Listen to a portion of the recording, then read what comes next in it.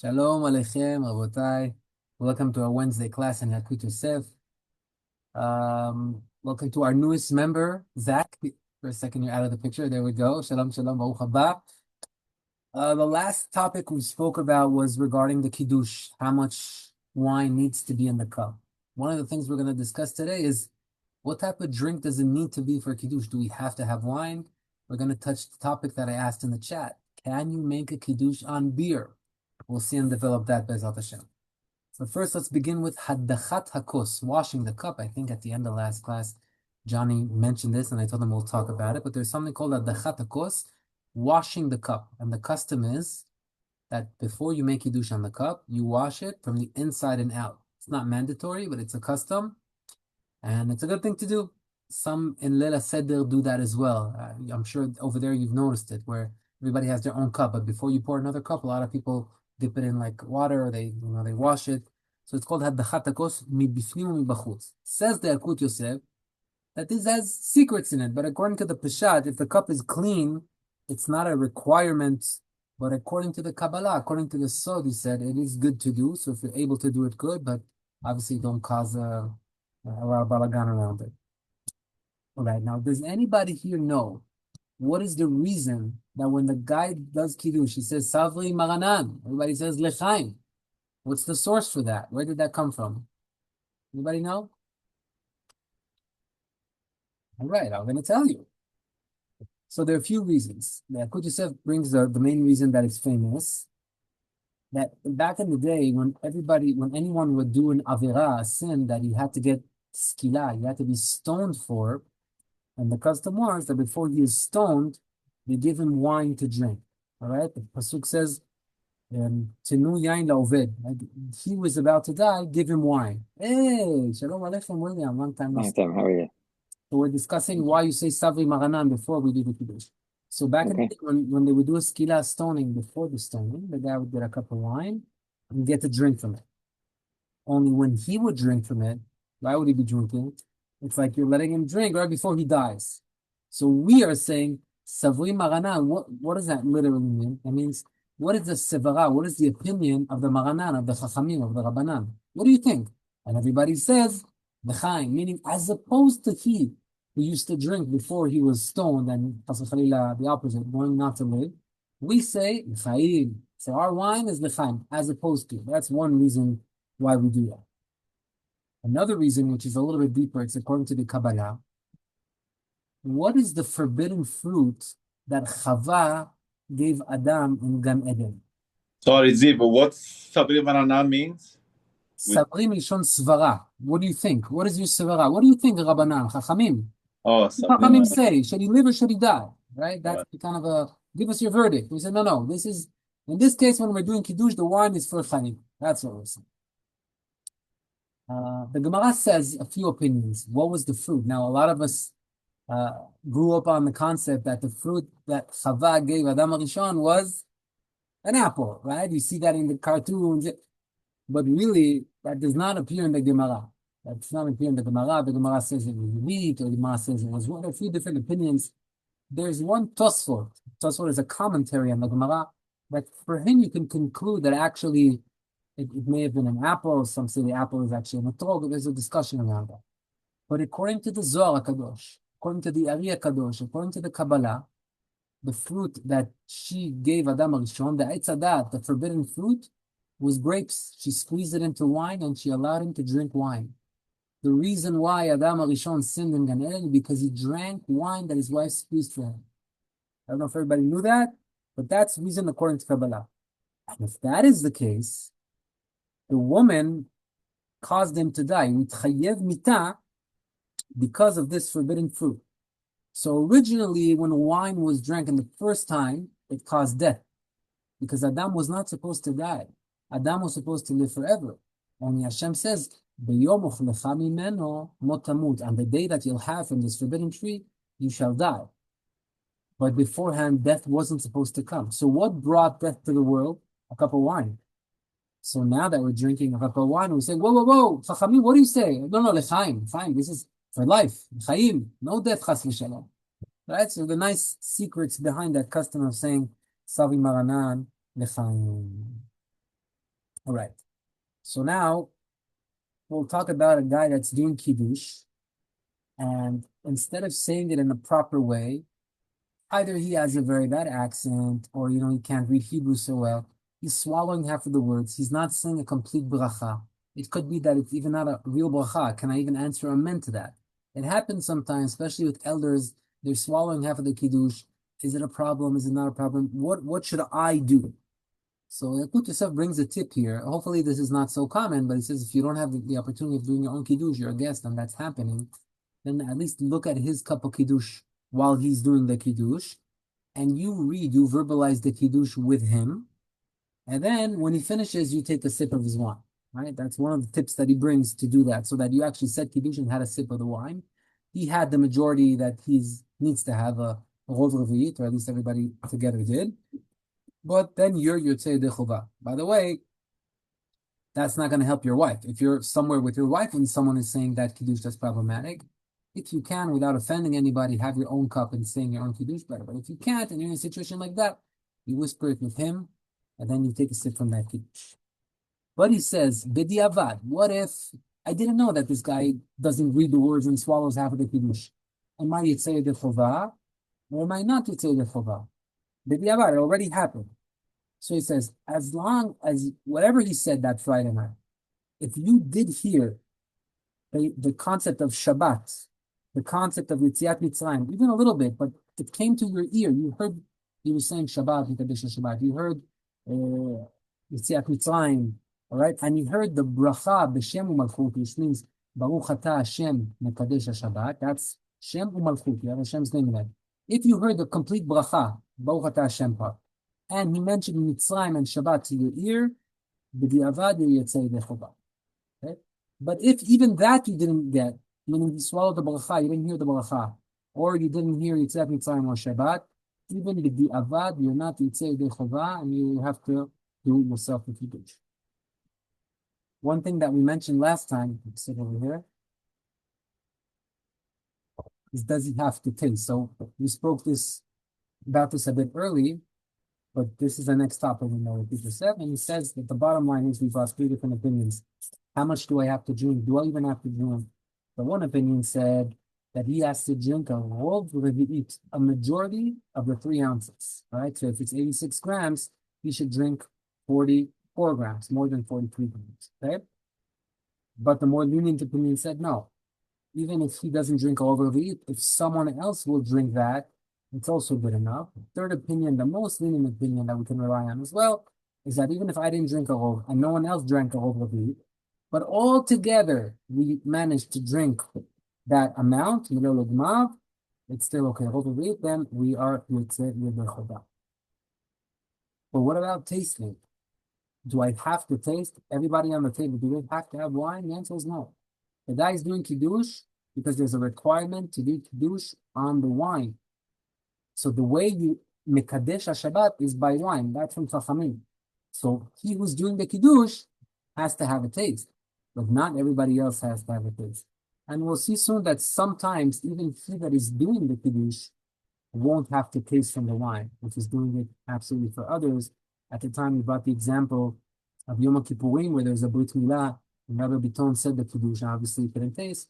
And we found a little boy that is not obligated in mitzvot, but he's still smart enough to understand who we say the berachot to. Rabbi Biton asked him, who are we saying a bracha to? He said, Hashem. Okay, good enough. Savi Maran Baruch Gefen, and the little boy drank. Rabbi Biton didn't taste anything. So you're allowed to theoretically say Kiddush without even tasting not just the people, but even you yourself in certain situations. Now, beautiful custom Am Yisrael has. Ilan, I see you joined us as well. Baruch haba. One of the minadim is to kiss the hands of your parents on Friday night. Whoever of us that still have parents alive, Baruch Hashem, Adnai V'Yisrom Shana, B'ezrat Hashem, the custom is, says the Yalkut Yosef, right after Kiddush, you should go to your parents' hands and kiss them. He says, especially according to the Sod, according to the Kabbalah, the hands of your mother. Right? He says there's a secret to this according to the Kabbalah, but let's not get into that. But the boy kisses the hand of the mom. Something happens in the heavens when this happens as well. He says some also have a custom to do this before Kiddush. That is also okay. But what is the concept? The concept is that we're starting a new week right now. right? Shabbat's coming in, ending the week, and hopefully coming into a good week. During the week, it is very possible that children upset their parents. Sometimes it's when they're 4 years old and they're running around and they spill the milk. Sometimes it's when they're 40 years old, but it's definitely possible that a child upset a parent, and therefore we want to start clean. So we come Friday night, we kiss the hands. It's like kind of an apology to say I'm sorry, and the mother blesses and says, I forgive you. She should have that in your mind. Women, especially when you're lighting the candles, if any of the children upset you, that's a good time to say, I'm mochel, I'm solech to all of my children. We start a new week all the way from the beginning. There are 4 times for teshuvah, Chachamim say. The first time for teshuvah is right when you do the sin. The second time of teshuvah is on Friday night, and that's basically what we're doing with the parents. It's kind of a teshuvah where you're kissing the hand and getting a beracha. And then you have Erev Rosh Chodesh, and you also, of course, have Yom Kippurim, Rosh Hashanah, those Yamim Noraim as well. All right, so that was kissing the hands. Now, what about saying Kiddush on wine that is miguleh? Wine that is miguleh means wine that was exposed overnight. We forgot the bottle open. We woke up in the morning and now we want to do Kiddush, or the cup was left uncovered. Can we use that wine? This is lekatchila, to begin with. You cannot use wine that was uncovered. But the diavad, if someone ended up doing Kiddush and then you come and say, hey, what are you doing? That bottle that you just did Kiddush from was left open all night. You can't do that. It's true that I can't, but if I already did it, says Yalkut Yosef, you would say bechova. In the last classes, we mentioned that there's a way to kosher that overnight wine if you are aware before you did it, where you add a little bit of water or add a little bit of wine into it, and that would not be a problem anymore. All right, by the way, if you leave the cup of a kiddush, you took a little sip and there's so much left in there. If you leave it in the fridge, it's not considered exposed. Exposed means outside. A house is exposed, but a fridge, it's like kind of a container. It's kind of like a big box. It's not considered exposed, so you could leave a cup of wine in there and use it in the morning. That will not be a problem. What about saying Kiddush on wine that went bad? It's sour, it's bubbly, it tastes like vinegar. Is that allowed? So, halacha is that you're not allowed to make Kiddush on wine that went sour. But the criteria for sour, says the Yalkut Yosef, is not, it's just a little bit bothering me. It has to be so sour that when you pour it on the floor, it has bubbles in it. It became like acidic and like bubbling, so you can tell that it went bad. If that's what happens, then the wine is not kosher. What if you don't have wine? And this is the question that we asked in the chat, and hopefully we'll answer right now. I don't I'm have. sorry. Yeah. If we can go back for a second, for the wine vinegar, what if you didn't know that it was vinegared and it smelled? I know there's 2 cases. I'm just, I guess, for everyone and for me to remember. If you didn't know it was vinegared and you drank from it, and then while you were drinking it, you realized it was bad, would you have to do it again? So let's break it down. Depends on the level of a vinaigrette, okay? If it was that vinegary that if you pour it on the floor, it's going to bubble, then that wine is no good for Kiddush. And you will have to do another Kiddush. However, if when you were drinking that, there was more wine on the table, let's say other bottles, and you had in mind that you're also going to drink from those wines throughout the meal, then the halacha is that you're allowed to quickly take from one of those and drink it, then you don't have to do the Kiddush all over. You understand? That's like so it's good to do that. If you Okay. see other wines over there, have those in mind, and in that case, you won't have to do another Kiddush. But hopefully the wine shouldn't smell that anyway. Smell it before, but if that happens, then you have a way out. Okay. Thank you. Now, back to the topic. I don't have wine. A guy took his wife on vacation to Turks and Caicos. We get to the hotel room Friday night. She lights candles there. Oh my God, we don't have wine. You brought challah? I brought challah. What about the wine? No, I brought beer. What do we do? Can we do Kiddush on the beer or no? What do you guys say? Yes. We have a yes from Mr. Johnny Lalai. Anybody think differently? All right. It depends. It depends. Oh, this is a real Talmid Chacham. It always depends. I think you make Kiddush on the hamotzi, on the bread. Okay. So every single answer here was right. Just depends in what situation. So let's break it down. It does depend, and there is a situation where you do it on the bread, and there is a situation where you can do it on the actual wine. So on the beer. So how does that work? there's a difference between Friday night, the Kiddush morning, or Havdalah. What is the difference? The difference is that on Friday night, when we do Kiddush, if we don't have wine, we don't do it on the beer. We'll have to do Kiddush on the bread, which means you'll say, Hamotzi lechem min haaretz, Mekadesh Shabbat. The Kiddush, Mekadesh Shabbat, usually comes on the wine. Bo Pri Hagefen, Mekadesh Shabbat. Over here, you'll do Hamotzi lechem min haaretz and Mekadesh Shabbat. Don't use the beer. Why? Because on Friday night, it is clear that the reason why you are doing Kiddush is for Shabbat. Because there's a part of the Kiddush that is not just Bo Pri Hagefen. Every day during the week, I could say Bo Savri Maranan Bo Pri Hagefen. Nobody thinks it's Shabbat. That happens on Shabbat morning also. You read Mizmor David, you read V'Shamu B'nai Israel. It's not part of the Kiddush. It's not a requirement. The requirement is Baruch Ata Hashem Elokeinu Melech Haolam Bo Pri Hagefen. So on Friday night, it's nikar. It shows, you can tell that it's Shabbat right now. Since you could tell that it's Shabbat right now, we're not going to tell you, do a Kiddush on the beer.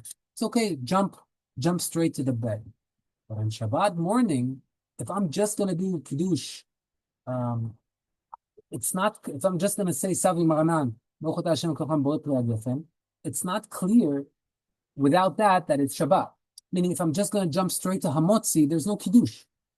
So I cannot jump to Hamotzi. I have to do some sort of action that shows that it's Shabbat.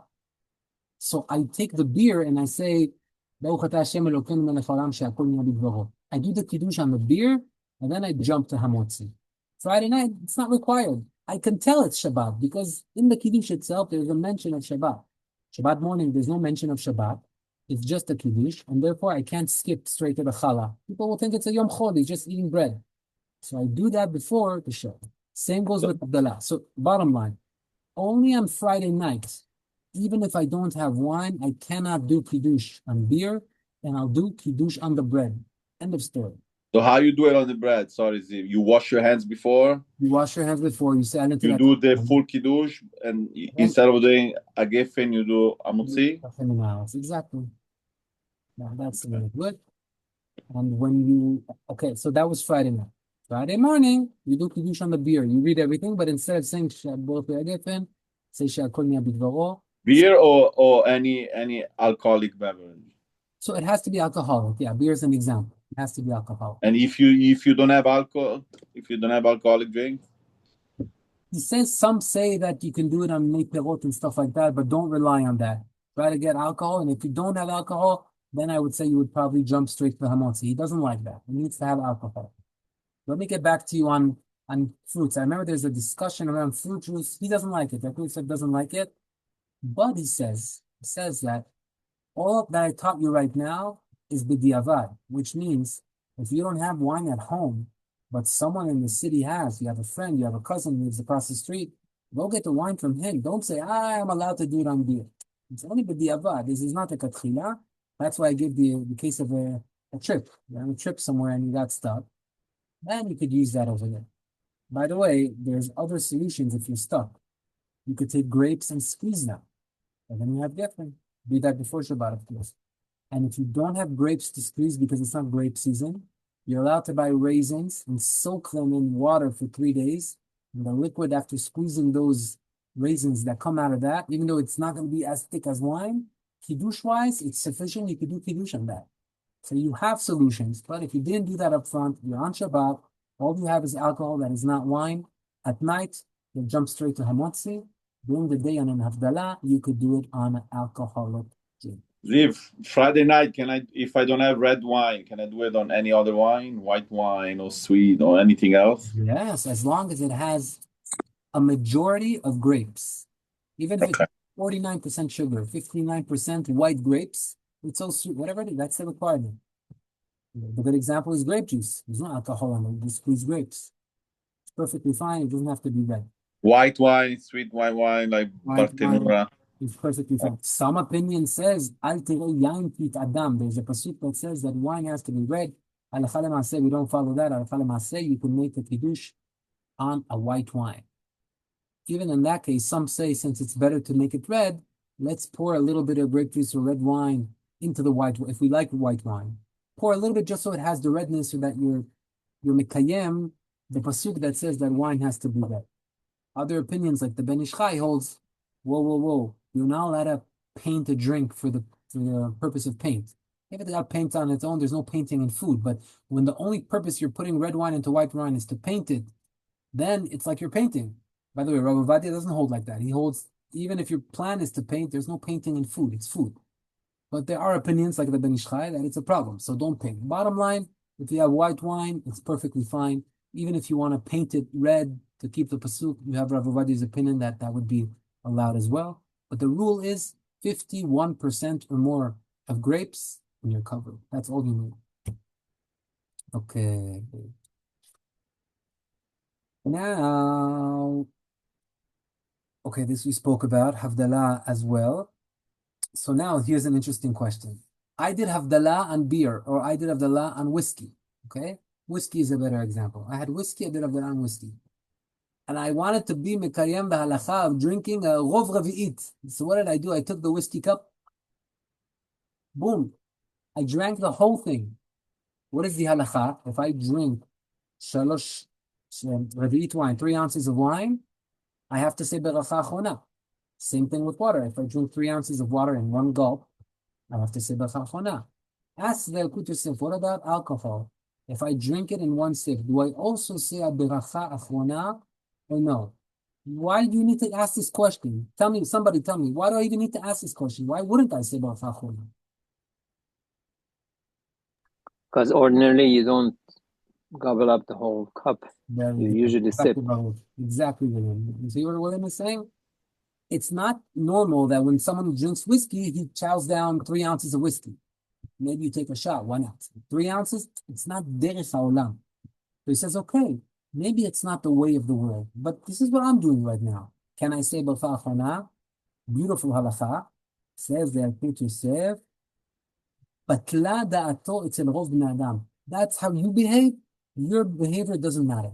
You are, compared to the world, a small percentage. You're not going to change the world's law. The world's law is something that people don't do that. You cannot say a bracha on that.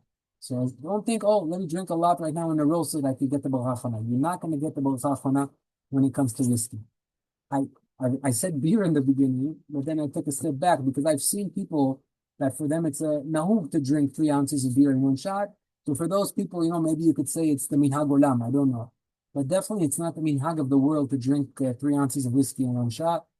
Unless, you guys going to be mechadesh something that I don't know. But that's what the Yalkut Yosef says. Anyway, you're doing amotzi after, so you do bichat hamazon. So no, Avdalah, Chav Avdalah. We're talking about. Oh, sorry, Right? Avdalah. You're right. In the morning, you're doing amotzi. But if you're doing it in Avdalah, then that question begins. Okay, very good question. All right. Now, very important halacha. This happens every Shabbat I see it. Someone says, Savi Maranan Boet Piragefem. Now we learn that I don't have to taste from the wine. So now I don't taste from the wine. I just want to drink water. So the guy says, okay, Kidush poter hakol. All the liquids are exempt. So he starts drinking water. Does he have to say she'akol on the water because he didn't taste from the wine? Or no? What do you think? Yes. The answer is yes. If he did not taste from the wine, then he's exempt from Kiddush. But Birkot HaNe'anim, the bracha and the joy of the food, he's not exempt from. The way to be exempt through the bracha of the pleasure is by tasting from the wine. He said, and he had you in mind, you tasted a little bit from the wine. Okay, now I could drink any drink that I want. Once you drank wine, it exempts all the drinks. But if I never tasted it and I wasn't obligated to taste it, it's only a chibuv mitzvah if I taste from his cup. But if my cup, I don't have to taste it. If I didn't taste it and I want to drink water, I'm allowed to. But I'll have to say she'akol niyah bigdoro. You have to remember that. If you don't take those little cups of wine when you do the kiddush, perfectly fine. But when you're going to take a sip from the coffee, make sure you say she'akol niyah bigdoro. Of course, I don't have to remind you that we also have to have something that will make us say ala michya. An ounce of the crackers or whatever it is to get to ala michyatim. Because kiddush, bimkom, seudah. Wherever there is a kiddush, there has to be a meal. We learned this, I don't want to repeat it again. Okay. Question on that. if that like this happened to me over Shabbat where I didn't drink, but then a new bottle of wine came on the table, and I said Geffen again. Was that correct? Yes, you never said Geffen. It's like you never said Geffen. So you could say Bo Priya Geffen. If you didn't taste, it's like you never said Geffen. Okay. Understand? Yes. And the biggest mistake is when a guy says, I don't want to drink grape juice. The guy's saying, Savi Maranan Bo Priya Geffen, and he's holding a cup of water. And now he says, Amen, and he drinks the water. No, that's a Geffen, that's Shakol Nya Bidvaro. You can't do that. So better you stop, say Shakol Nya Bidvaro, and take a drink from that water. Okay, we have 3 minutes. So we'll open this topic of Kidush Binkom Suda. We've spoken about this before, but I want to repeat it. It's also the next Siman in Shulchan Aruch, Siman Reish Ayin Gimel, 273. It's good to mention the Simanim, not just so we remember what Siman the halacha is, that may be difficult, but also to remind us that we began 2.5 years ago from Siman 1, and we're at 273, Baruch Hashem, going strong. Hashem should help us to keep on going. So this Siman talks about Kiddush Binkom Suda. Wherever there's Kiddush, there has to be a meal. If there's not a meal, you're not exempt from Kiddush. Then you'll have to do Kiddush all over again. And where is that learned from? It's learned from a pasuk that we read in the Kiddush. Anybody remember the pasuk? We mentioned it. V'karata la Shabbat oneg. And when you call the Shabbat oneg, there should be pleasure. From there we learn, how do you call the Shabbat? You call the Shabbat with Kiddush. Whenever you call the Shabbat with Kiddush, you should have pleasure over there. What's pleasure? Pleasure is food. You'll have the meal. And therefore, whenever you want to be exempt from the Kiddush, it has to be accompanied by a meal. Again, a meal is not necessarily a motzi lechem na'as. It could be something that will require you to say ala mechia at the end, like crackers, etc. Okay. Now we're getting into the topic of the meal. Okay. What happens if I said netilat yadayim, I said hamotzi lechem min haaretz, but now I want to move around. You know, my friend, I want to keep the meal at his house. I see him from my window. Let me cross the street. I want to go eat with him. Do I have to say Berkat Hamazon and then cross the street, do Netilah Motzi again? Or can I go straight and eat with him? Or what happens if I knew this from up front? Does it make a difference? What about if I'm able to see his backyard where he's sitting and eating with my eyes? Is it considered like, since I can see it, I'm there or not? What if it's in my backyard? Is it considered my house or is it considered a different entity? All these questions, Be'ezrat Hashem, we will hopefully answer next week. Until then, I want to wish you all a Shabbat Shalom, Mesorot Tovot, and Chazak u'Baruch HaOvir. All the best. Thank you so much. Thank you for Thank you. everything. Thank Bye, you. everyone. Beautiful. Thank you. Next, oh, bye. Thank you.